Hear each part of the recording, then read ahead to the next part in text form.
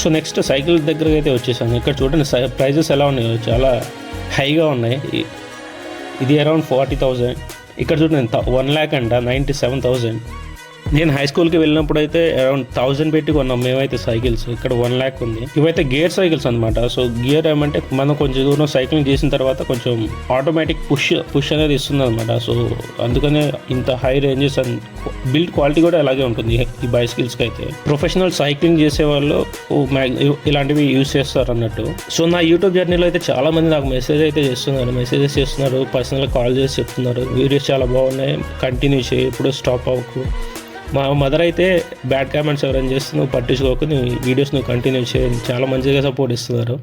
So అందరికి చాలా thanks. అయితే వెళ్తున్నాను. సో ఇక్కడైతే గ్లౌజెస్ ఉన్నాయి. ఇవైతే వింటర్లో యూజ్ చేస్తారు. ఇక్కడ చూడండి అప్ టు -8 టెంపరేచర్ అని చెప్పి అక్కడ కూడా వర్క్ చేస్తాయి అన్నట్టు, ఇవి కొంచెం వామ్గా.